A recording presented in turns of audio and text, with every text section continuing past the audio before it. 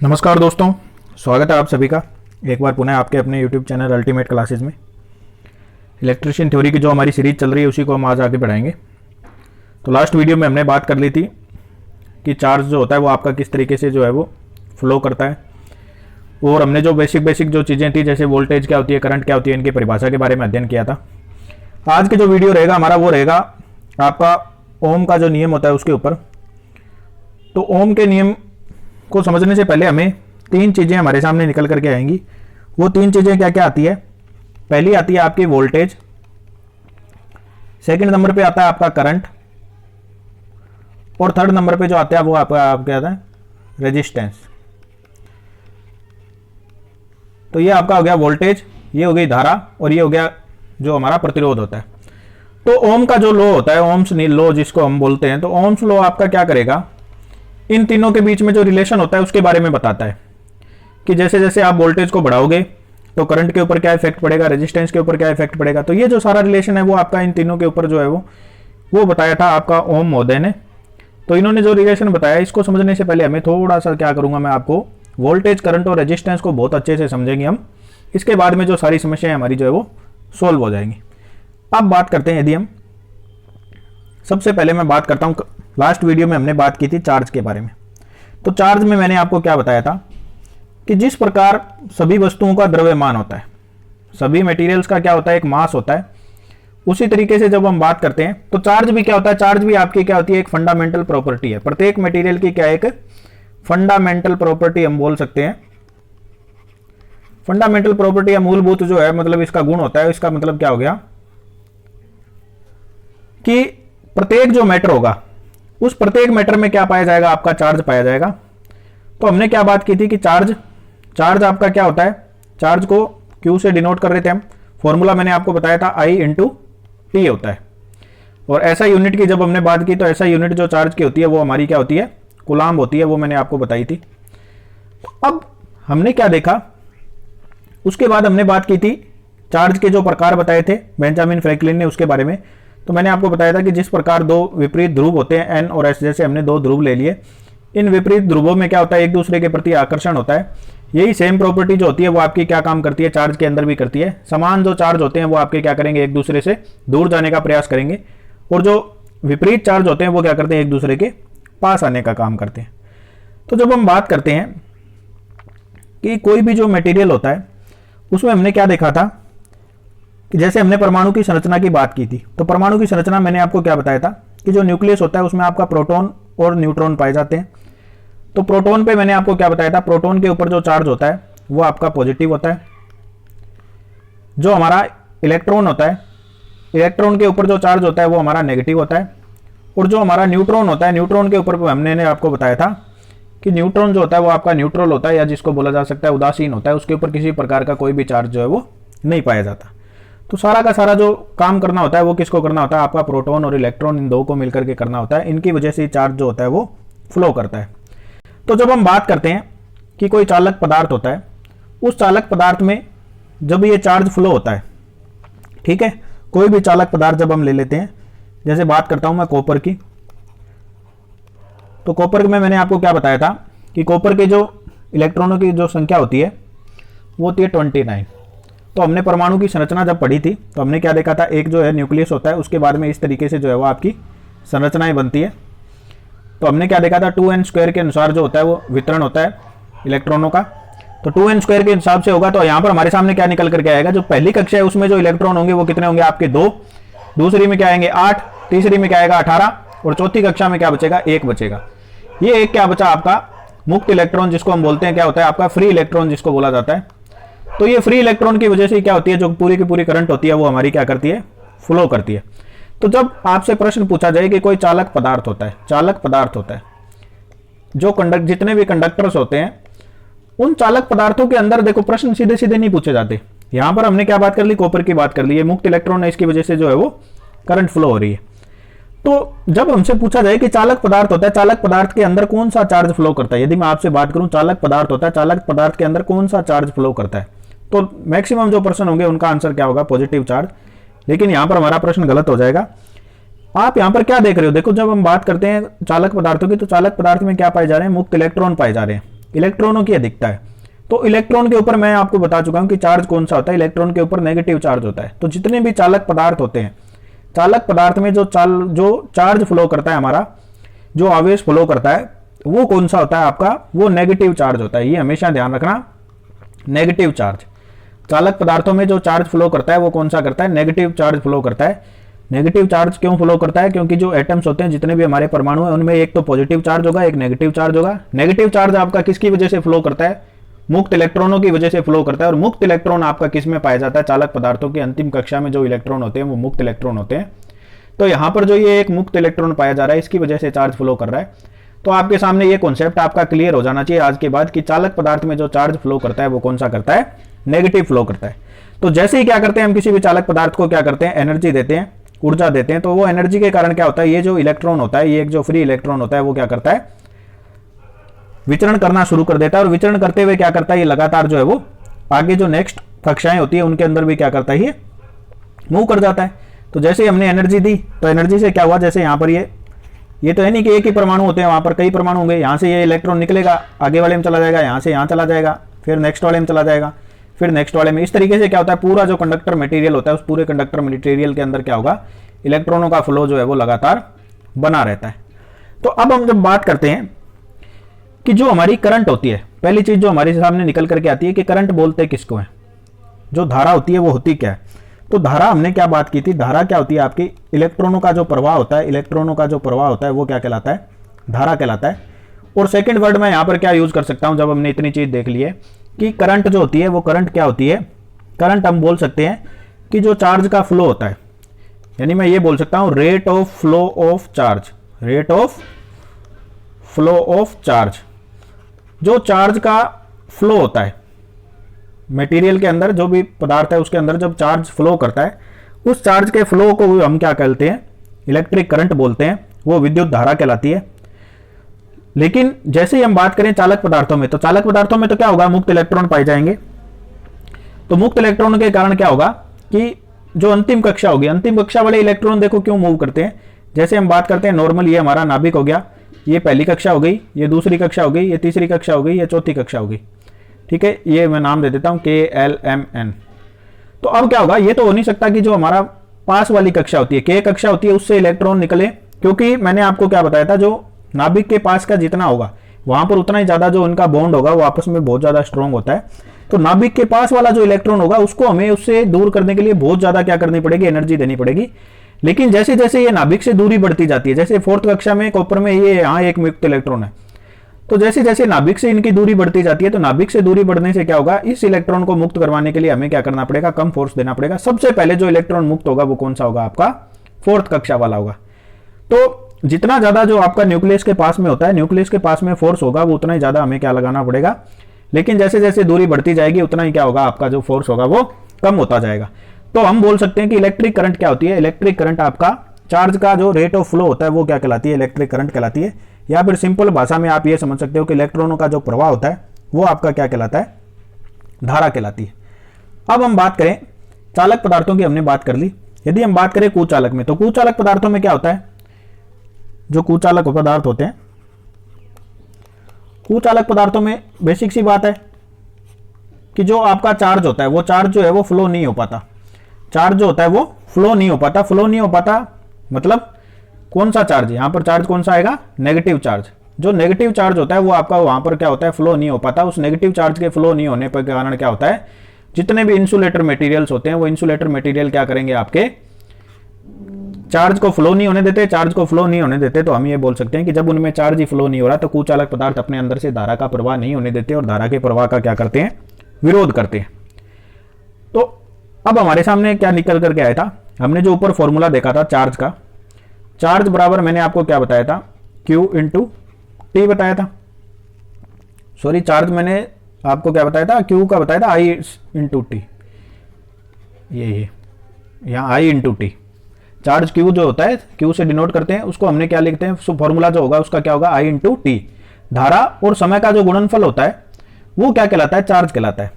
तो यहां से आपके सामने एक निकल करके आ सकता है कि I जो होगी आपकी करंट होगी, उसका भी तो फॉर्मूला बना सकते हैं हम।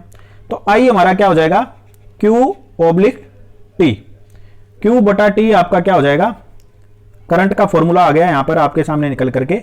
तो हम ये बोल सकते हैं कि जो मैंने आपको अभी इतनी चीज बताई कि जो rate of flow of charge होता है उसको हम करंट बोलते हैं। तो वो क्यों बोलते हैं, देखो ये हो गया आपका चार्ज, ये हो गया समय, तो ये दोनों देखो क्या हो गए, क्यू ऑब्लिक टी होते ही मतलब ये हो गया कि जो जितने समय के लिए आपका चार्ज फ्लो हो रहा है वो आपका क्या कहला रहा है, धारा कहलाती है। तो यहां पर जब हम बात करते हैं करंट की, तो करंट का एक फॉर्मूला ये हो गया I बराबर क्यू बटा टी। जब आप इसकी ऐसा यूनिट निकालोगे तो ऐसा यूनिट निकालने का सिंपल सा फॉर्मूला वही जो क्यू होता है, चार्ज होता है। चार्ज की मैंने आपको क्या बता रखी है, चार्ज की बता रखी है मैंने आपको कुलाम, समय की क्या होती है सेकंड, तो कुलाम प्रति सेकंड जो होती है वो आपकी करंट की जो है वो ऐसा यूनिट बोल सकते हो आप उसको, या फिर इसको ऐसे भी लिखा जा सकता है कुलाम सेकंड इनवर्स -1 होता है ये इस तरीके से भी। अब वहां पर क्या ढूंढते फिरते हैं कि कई बार एम्पियर में नहीं दी होती कि कुलाम जो धारा होती है उसकी इकाई क्या होगी, तो वहां पर एम्पियर नहीं दिया होता, बोल देते हैं कि प्रश्न जो है वो गलत दे दिया। प्रश्न गलत नहीं दिया है, एम्पियर वैज्ञानिक के नाम पर उसको रखा गया था, लेकिन एक्चुअल जो चीज होती है वो क्या होती है आपकी I बराबर क्यू बटा टी होता है।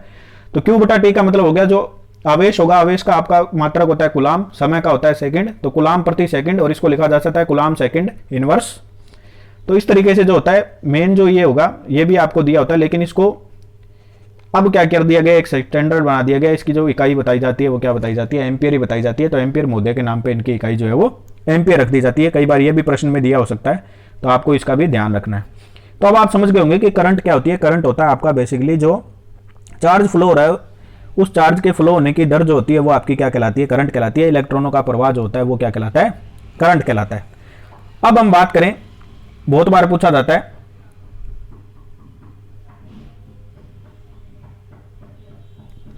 कि एक इलेक्ट्रॉन में जो होता है वो कितना चार्ज होगा, एक इलेक्ट्रॉन में चार्ज का मान कितना होता है, एक इलेक्ट्रॉन में चार्ज का मान कितना होगा। तो एक इलेक्ट्रॉन में जो चार्ज का मान होता है वो होता है आपका 1.6 इंटू 10 की पावर -19 कुलाम।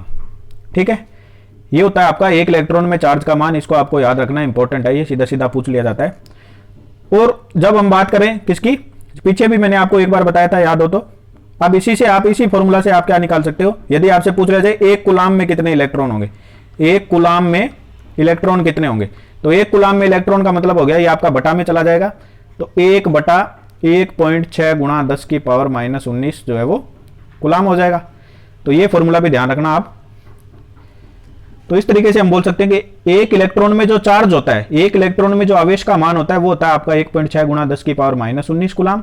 और एक कुलाम में इलेक्ट्रॉन पूछे तो 1 बटा 1.6 गुणा 10 की पावर -19 इलेक्ट्रॉन, ये इलेक्ट्रॉन है और ये आपका किसमें, कुलाम में। तो ये दोनों फॉर्मूले जो है वो आपको ध्यान रखने। तो ये क्या निकल करके आगे आपके सामने, करंट किसे बोलते हैं, ये चीज हो गई। अब हम बात करते हैं अगली चीज। अगली चीज आपके सामने आती है वोल्टेज, क्योंकि हमें रिलेशन पढ़ना है वोल्टेज, करंट और रेजिस्टेंस के बीच में। ओम का नियम बेसिकली यही बताता है। तो सबसे पहले हमें इनको क्लियर करना होगा, बारी बारी कंफ्यूजन ना हो। अब वोल्टेज की बात करें तो वोल्टेज को जो है वोल्ट के नाम जो है वैज्ञानिक के नाम पे बोला गया, लेकिन यदि सिंपल मैं बात करूं तो इसको बोला जाता है इलेक्ट्रिक पोटेंशियल, विद्युत विभव। हिंदी में क्या बोला जाएगा, विद्युत विभव, पोटेंशियल विद्युत विभव। अब विद्युत विभव देखो क्या होता है कि प्रत्येक पदार्थ होता है, ठीक है, जो भी प्रॉपर्टी है, जैसे आप पानी को लोगे, पानी ने आपने ले लिया, जैसे दो मटेरियल ले लिए हमने, इसमें भी यहां तक पानी भरा हुआ है और दूसरा ले लिया, इसमें भी बिल्कुल बराबर लेवल पे पानी भरा हुआ है। अब यदि आप इन दोनों को जोड़ देते हो, यहां पर मान लिया मैंने कोई पाइप लगा दी, इन दोनों को जोड़ दिया, ये किसी को मैं ए नाम दे देता हूं, इसको बी नाम दे देता हूं। ये उदाहरण आपका बहुत अच्छा दिया हुआ एनसीईआरटी में। तो ए और बी इन दोनों को जोड़ दिया आपने, इन दोनों को जोड़ दिया। अब आप क्या देखोगे कि यदि मुझे ए से पानी ले जाना है बी के अंदर, दोनों में बराबर पानी है, ये ध्यान रखना। तो अब क्या होगा कि क्या पानी यहां ए से बी की तरफ जा पाएगा, नहीं जा पाएगा, क्योंकि दोनों में बराबर पानी भरा हुआ है, दोनों के बीच में किसी प्रकार का क्या है, जो डिफरेंस है वो नहीं है, मतलब रीजन का डिफरेंस नहीं है। तो इसके लिए हमें क्या करना पड़ेगा, इस ए वाले को या तो ऊपर ले जाना पड़ेगा या बी वाले को नीचे रखना पड़ेगा। तो जैसे ही आप इस ए वाले को ऊपर ले जाओगे, घरों में आप देखते होगे, घरों में क्या होता है, पानी की मोटर होती है। पानी की मोटर जब हम पानी चढ़ाते हैं तो पहले टंकी में चढ़ाने के लिए हमें किसका यूज करना पड़ता है, मोटर का यूज करना पड़ता है। यहाँ मोटर से हम क्या करते हैं, पहले पानी ऊपर पहुंचाते हैं टंकी के अंदर, ये हमारी टंकी हो गई यहाँ पे। लेकिन टंकी से क्या होता है, जब वापस पानी नीचे आता है घरों के अंदर, ये घरों में जब पानी वापस नीचे आ रहा है, तो तब हमें किसी भी प्रकार का जो फोर्स होता है वो नहीं लगाना पड़ता। वहां पर ये नहीं होता कि ऊपर हमें टंकी पे जो है वापस मोटर चलानी पड़े। तो वही काम हो रहा है कि हायर रीजन से लोअर रीजन की ओर जाने की क्या होती है, प्रत्येक पदार्थ की क्या होती है, टेंडेंसी होती है। उसका जो गुण होता है बेसिकली टेंडेंसी बोलते हैं इसको। तो आपको ये समझना है कि जो कोई भी पदार्थ है उसकी क्या होगी, हायर रीजन से लोअर रीजन की तरफ जाने की क्या होती है, टेंडेंसी होती है। तो हम ये बोल सकते हैं कि जो इलेक्ट्रिक पोटेंशियल होता है वो आपका क्या होता है कि जो आपका चार्ज होता है, जिस चार्ज की हम बात कर रहे हैं वो चार्ज जो वर्क करता है, एक यूनिट में जो चार्ज वर्क करता है, वो एक यूनिट का चार्ज का जो काम होता है वो आपका क्या कहलाता है, इलेक्ट्रिक पोटेंशियल कहलाता है। तो इलेक्ट्रिक पोटेंशियल सिंपल हमें ऐसे ध्यान रखना है कि विद्युत विभव क्या होता है कि जो आपका चार्ज होगा, तो इसको हम ये बोल सकते हैं कि जो वर्क डन बाई, यूं लिख सकता हूं मैं इसको, work done per unit by charge. ठीक है, चार्ज के द्वारा प्रत्येक इकाई में किया गया कार्य क्या कहलाता है, आपका विद्युत विभव कहलाता है। सिंपल ऐसे ध्यान रखो कि जैसे हमने यहां पर दो पाइप जोड़ी, दोनों में से हमें अगर इसमें ए से बी में पानी डालना है तो या तो ए वाले को ऊपर रखना पड़ेगा ताकि पानी का क्या हो जाए, हायर प्रेशर की ओर चला जाए। वो हायर प्रेशर होगा यहां पर ऊपर हो जाएगा, तो हायर प्रेशर से लोअर प्रेशर की ओर अपने आप चीजों की टेंडेंसी होती है। चाहे आप करंट देखोगे, चाहे वोल्टेज देखोगे, जो भी सारी की सारी चीजें होती है, वो सारी की सारी चीजें की टेंडेंसी यही रहती है कि वो हायर से लोअर की तरफ जो है वो फ्लो करती है।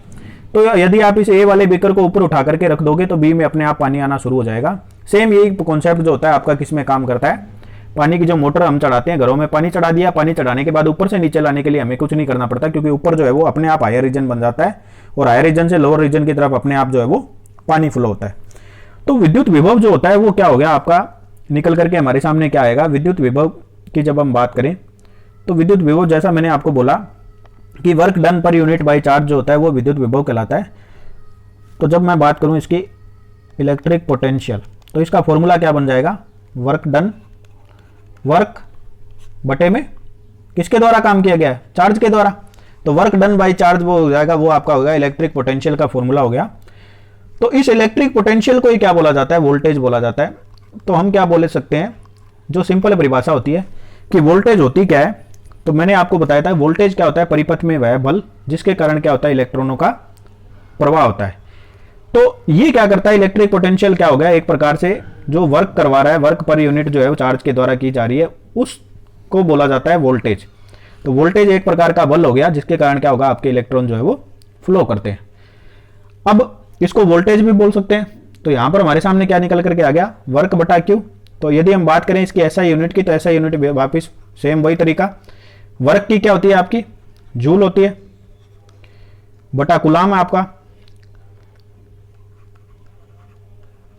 तो जूल प्रति कुलाम हो गया आपका, या फिर इसको क्या लिखा जा सकता है, जूल कुलाम इनवर्स, और आगे क्या आ जाएगा आपका वोल्ट्स। तो ये हमारा क्या होता है, परिपथ में वोल्टेज होता है। तो वोल्टेज आपको क्या ध्यान रखना है, वोल्टेज क्या होता है, पर यूनिट जो चार्ज का द्वारा किया जाने वाला काम होता है वो आपका क्या कहलाता है, इलेक्ट्रिक पोटेंशियल कहलाता है। तो मैंने आपको शुरू से बता रहा हूं कि चार्ज जो सारा का सारा जो खेल शुरू हो रहा है वो कहां से शुरू हो रहा है, चार्ज से शुरू हो रहा है। चार्ज के द्वारा ये आपकी करंट है, चार्ज के द्वारा ये आपका क्या है, वोल्टेज है। ये सारी की सारी चीजें, इसलिए हमने पहले ही वीडियो जो बात की थी स्टार्टिंग बेसिक इलेक्ट्रिसिटी में, वो मैंने आपको बताया था कि जो खोज हुई थी वो चार्ज की हुई थी, जिसको ये बोल दिया जाता है कि रेशम के कपड़े से जब हम रगड़ रहे थे या फिर बिल्ली खाल को एबेनाइट की छड़ पे रगड़ रहे थे, तो वो सारी की सारी चीजों में क्या हो रहा था, आपका चार्ज जो है वो फ्लो हो रहा था। तो ये हो गया आपका क्या हो गया, इलेक्ट्रिक पोटेंशियल, या जिसको बोला जाता है विद्युत विभव। अब हम बात करें, यदि आगे बढ़े तो मेन एक चीज निकल करके आती है, वो आती है हमारे सामने कि करंट जो होती है, करंट की दिशा क्या होती है, डायरेक्शन ऑफ करंट, करंट की दिशा क्या होती है। अभी हमने पढ़ा कि इलेक्ट्रॉनों के प्रवाह की दर को क्या कहा जाता है, इलेक्ट्रॉनों की प्रवाह की दर को क्या कहते हैं, हम करंट कहते हैं, या फिर चार्ज का जो प्रवाह होता है उसको क्या बोला जाता है, करंट बोला जाता है। तो जब हम बात करें इलेक्ट्रॉनों के प्रवाह की दर की, तो इलेक्ट्रॉनों के प्रवाह का दर का मतलब हो गया, जैसे ये हमारे सामने एक नॉर्मल जो सर्किट बना लेते हैं हम, एक सर्किट ये हो गया, एक सर्किट मैं इधर बना लेता हूं, ये दो सर्किट बना लिए हमने, ठीक है। अब इन दो सर्किट में क्या होगा, हमने क्या बोला कि इलेक्ट्रॉनों के प्रवाह की दर जो होती है वो क्या कहलाती है, धारा कहलाती है। तो यहां आपका पॉजिटिव होता है, बड़ा वाला सिग्नल, यहाँ नेगेटिव होता है, यहाँ पॉजिटिव होता है, बड़े डंडे से पॉजिटिव दर्शाते हैं, यहाँ नेगेटिव होता है। तो इलेक्ट्रॉनों के प्रवाह की दर जब धारा कहलाती है तो करंट की दिशा क्या होनी चाहिए? इलेक्ट्रॉन की अधिकता कहां पे होगी? नेगेटिव यहां पर होगी। ये वाला जो पॉइंट है नेगेटिव वाला, यहां पर इलेक्ट्रॉनों की अधिकता होगी। तो इलेक्ट्रॉन आपके क्या करेंगे? इस दिशा की ओर क्या करेंगे? ऐसे प्रवाहित होंगे, क्योंकि ये तो हो नहीं सकता कि पॉजिटिव से इलेक्ट्रॉन निकल रहे हो। जहां पर उनकी अधिकता होगी, अभी मैंने यही चीज आपको समझाई थी कि हायर रीजन से लोअर रीजन की तरफ जाने की क्या होती है? टेंडेंसी होती है प्रत्येक मटेरियल की, चाहे लिक्विड हो चाहे कोई भी मटेरियल हो, उसको आप क्या करोगे? ऊंचाई से छोड़ोगे तो नीचे आ जाएगा वो, लेकिन नीचे से ऊपर पहुंचाने के लिए आपको क्या करना पड़ेगा? बल लगाना पड़ेगा। तो हम बोल सकते हैं कि हाइट से क्या होगी? चीजें नीचे की तरफ गिरती है, ना कि नीचे से ऊपर की तरफ।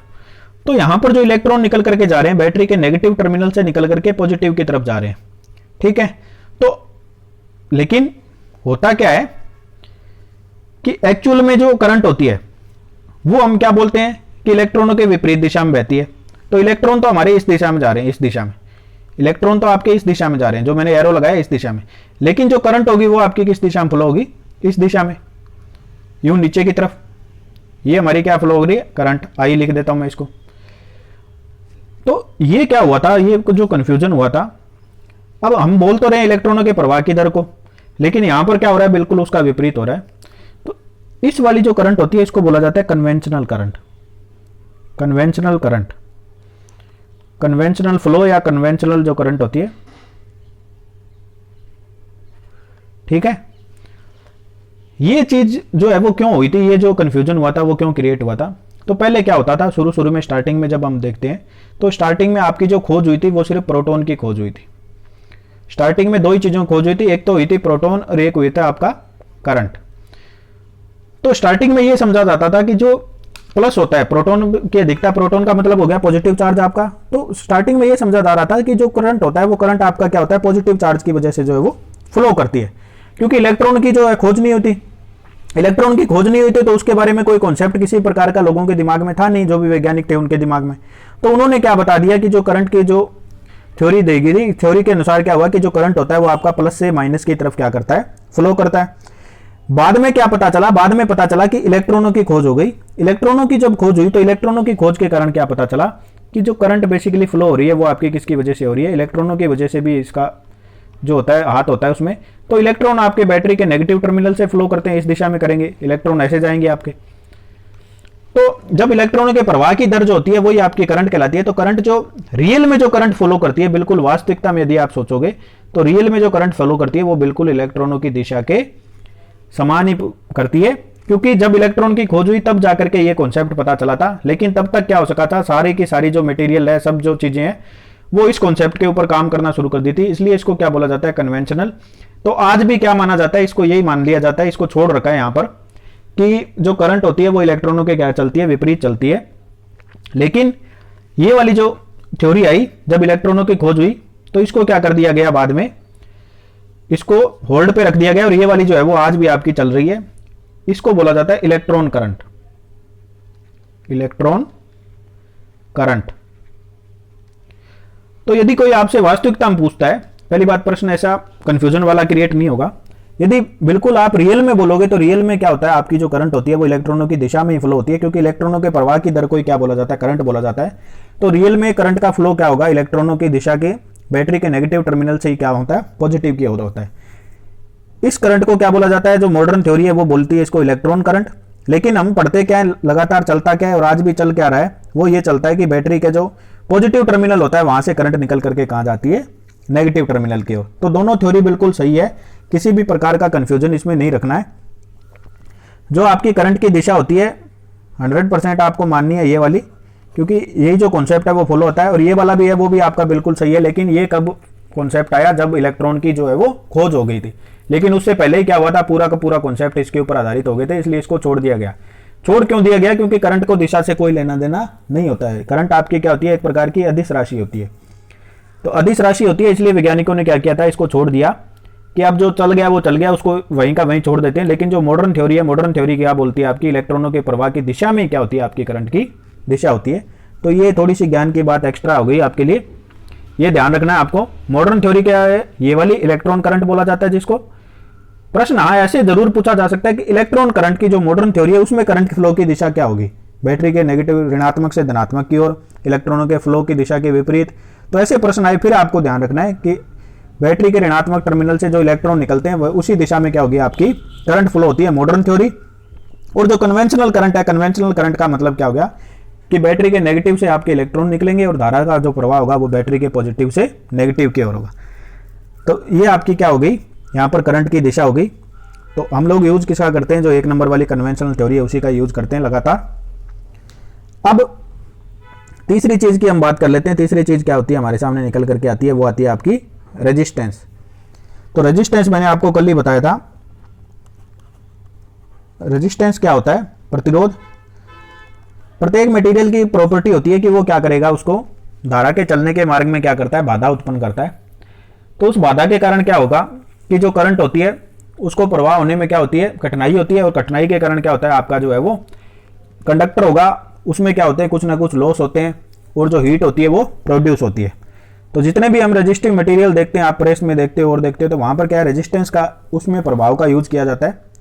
वहां पे हीटिंग एलिमेंट लगाए जाते हैं, एक प्रकार के रेजिस्टेंस ही होते हैं। उनमें से करंट क्या होती है, फ्लो होते टाइम क्या करेगी, फ्लो नहीं होने देंगे वो उसको, फ्लो नहीं होने देते तो वहां पर क्या होगा, आपका जो है वो हीटिंग इश्यू होता है। और उस हीटिंग इश्यू के कारण ही जो आपके ये सारे जो उपकरण होते हैं, प्रेस हो गया, जो ओवन हो गया, ये जो चीज़ें होती है, पहले जो हीटर हो गया, ओवन नहीं, ओवन में तो जो है आपका अलग प्रभाव हो गया, आजकल मॉडर्न आ गए।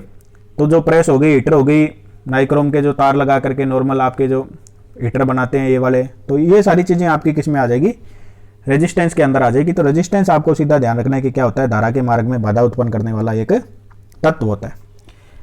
अब आगे भी इन पे हम बात करेंगे, लेकिन अभी हमें इतना ही समझना है। तो हमने क्या क्या समझ लिया, सबसे पहले करंट को समझा। करंट क्या होता है, आपका चार्ज का फ्लो होता है। फिर हमने वोल्टेज को समझा, वोल्टेज क्या होती है, आपकी जो चार्ज जो है पर यूनिट काम करता है वो आपका वोल्टेज कहलाता है। और रेजिस्टेंस समझा, रेजिस्टेंस क्या होता है, आपका जो है वो धारा के मार्ग में जो है वो बाधा उत्पन्न करता है। इन तीनों के बीच में जो रिलेशन बताया था वो बताया था किसने, जॉर्ज साइमन ओम। जॉर्ज साइमन ओम के नाम पे ही क्या किया जाता है, इसको ओम्स लॉ बोल दिया जाता है, ओम का नियम बोल दिया जाता है। तो जॉर्ज साइमन ओम जो थे वो कहाँ के थे, जर्मनी के वैज्ञानिक थे, जर्मन साइंटिस्ट थे, हम ये बोल सकते हैं। और थ्योरी इन्होंने ये दी कब थी, थ्योरी दी थी 1827 में। इन्होंने क्या बताया था कि सबसे पहले इन्होंने क्या बताया कि जो आपकी करंट होती है, इन्होंने बोला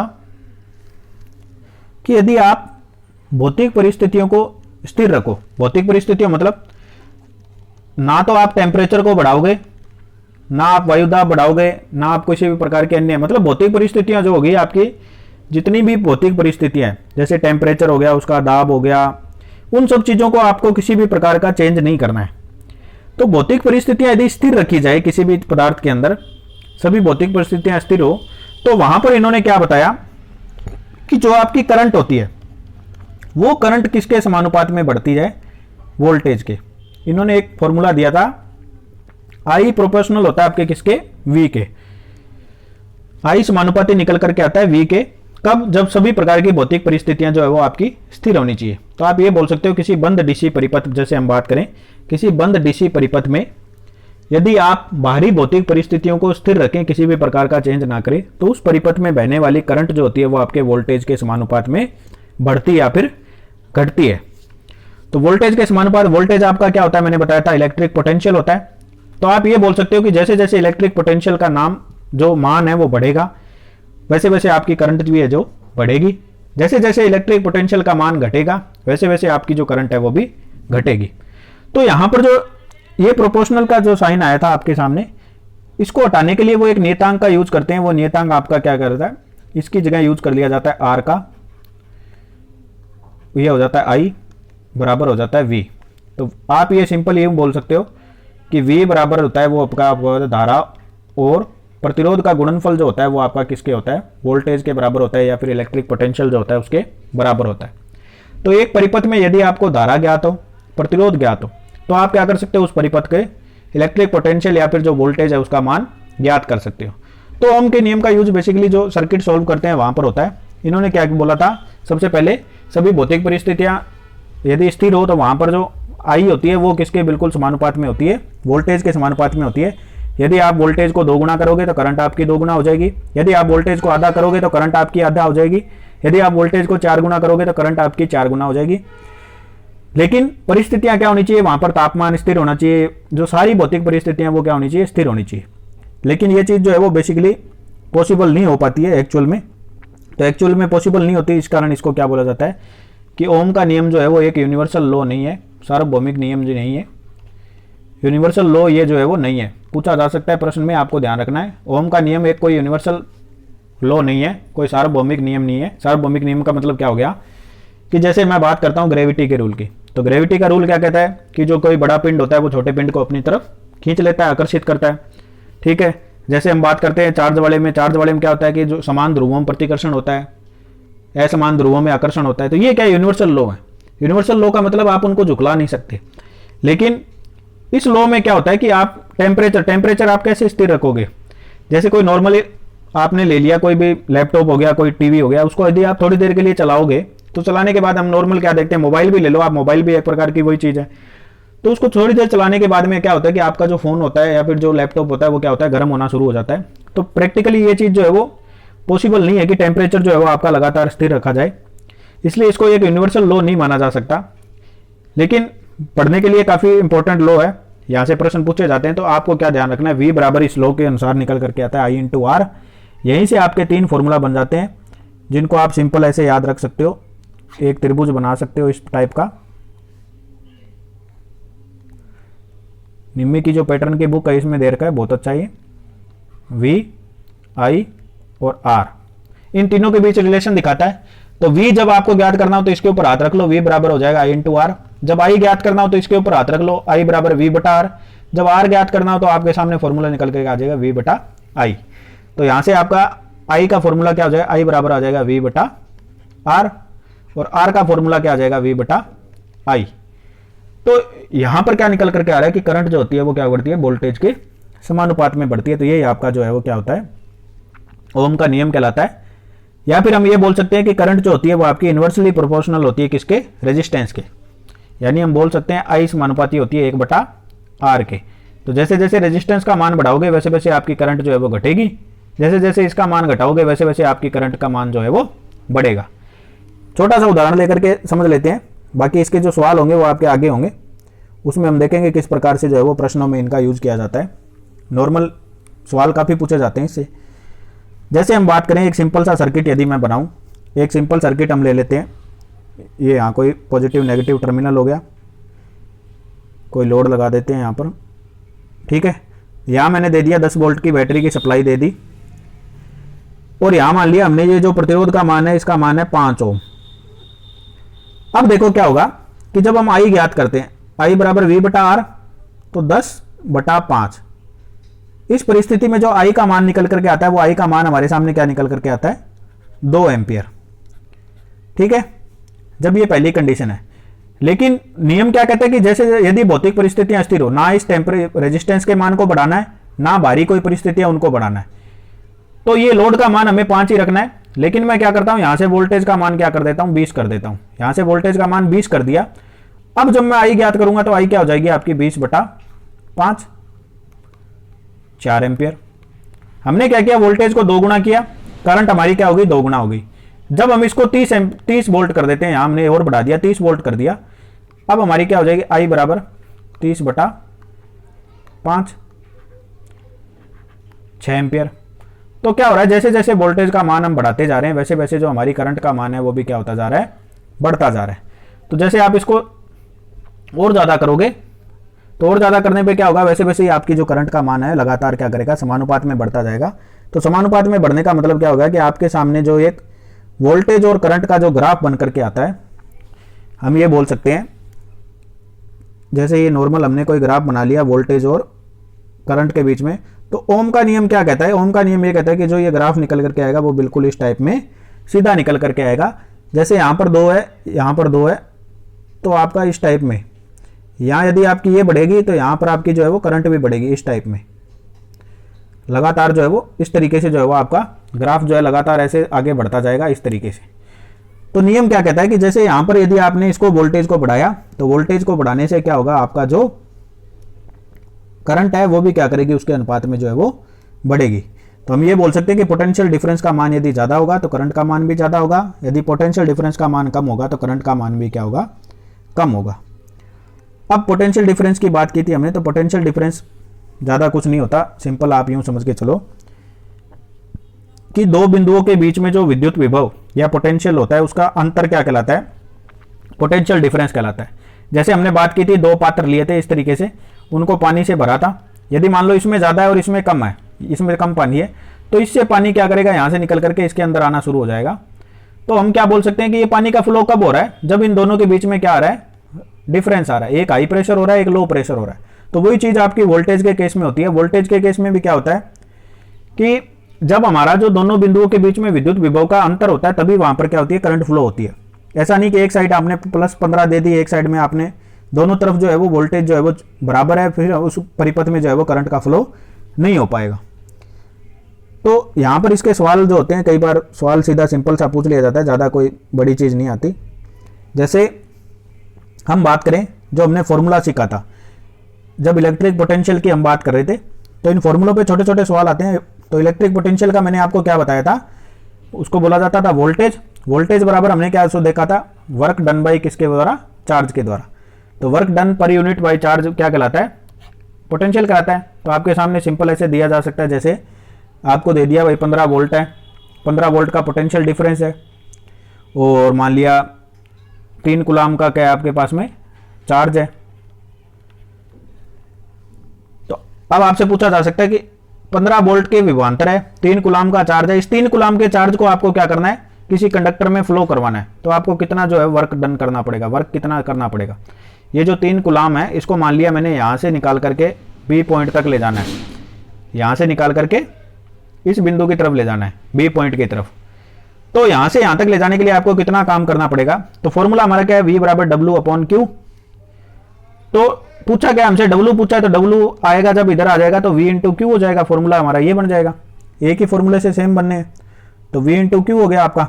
तो V यहाँ पर हमारा कितना दे रखा है, 15 दे रखा है, Q का मान कितना दे रखा है, 3 दे रखा है। तो आंसर क्या आ जाएगा, 45। और वर्क का क्या होता है, इकाई जूल। तो हमें क्या चाहिए, 45 जूल का जो है वो फोर्स चाहिए, वर्क चाहिए, कार्य करना पड़ेगा इस ए पॉइंट से लेकर के बी पॉइंट तक इसको ले जाने के लिए। तो ये एक सिंपल सा सवाल था। इसी टाइप के सवाल जो है वो आपसे पूछे जा सकते हैं, वर्क पूछा जा सकता है, चार्ज का पूछा जा सकता है। जैसे दे दिए 45 जूल का वर्क है और 15 वोल्ट की सप्लाई है, वहां पर कितने कूलाम का जो है वो चार्ज होगा। तो क्या करना होगा आपको, 45 बटा जो 15 है, 45 बटा 15 हो जाएगा, क्योंकि W बटा Q होता है। तो 45 बटा जब आप 15 करोगे तो आपके सामने निकल करके 3 कूलाम का जो है वो यहाँ पर उत्तर आ जाएगा। तो इस तरीके से छोटे छोटे प्रश्न दिए जा सकते हैं, इनका कोई अंत नहीं है। तो ये फॉर्मूले आपको याद होने चाहिए, फॉर्मूला याद है तो उसके सामने बाद में आपकी कोई दिक्कत नहीं है। और फॉर्मूला याद करने के लिए मैंने आपको क्या बता दिया, सिंपल जो चीज़ें बताई है कि आपको याद होना चाहिए इलेक्ट्रिक पोटेंशियल विभव क्या होता है, विद्युत वोल्टेज होती क्या है। वोल्टेज एक प्रकार का क्या होता है, जो चार्ज होता है उसके द्वारा किया जाने वाला, पर इकाई में किया जाने वाला काम जो होता है वो क्या कहलाता है, वोल्टेज कहलाती है। तो W बटा Q हो गया। यदि आपसे करंट का पूछ ले तो करंट मैंने आपको क्या बताया, करंट होती है आपकी जो rate of flow of charge होता है वो आपका करंट कहलाता है, या फिर इलेक्ट्रॉन के प्रवाह की दर होती है वो क्या कहलाती है, आपकी करंट कहलाती है। तो करंट का फॉर्मूला हमने क्या देखा था कि चार्ज का होता था आपका Q बराबर I × T। फॉर्मूले देखो यही वाले जो सिंपल वाले हैं, यही सवाल पूछे जाएंगे और कुछ नहीं पूछा जाता है। तो Q बराबर हमने देखा था I × T, तो हमें निकालना है I। तो I बराबर क्या हो जाएगा आपका Q बटा T। अब देखो इकाइयाँ याद ना हो तो ये फॉर्मूला याद है तो इकाई याद हो जाएगी। Q का होता है आपका कूलाम और T का हो गया सेकंड, कूलाम सेकंड इनवर्स हो गया, या फिर कूलाम सेकंड भी हो सकता है, या फिर इसको सिंपल बोलते हैं हम किसमें, एम्पियर जो होती है इसकी इकाई होती है। तो ये सारी चीज़ें जो है वो आपकी वोल्टेज, करंट और रेजिस्टेंस के अंदर काम करती है। और ओम का नियम भी हमने देख लिया, तो ओम के नियम से संबंधित कुछ न्यूमेरिकल हम कर लेंगे नेक्स्ट वीडियो में। आज की क्लास में इतना ही, धन्यवाद, आपका दिन शुभ हो।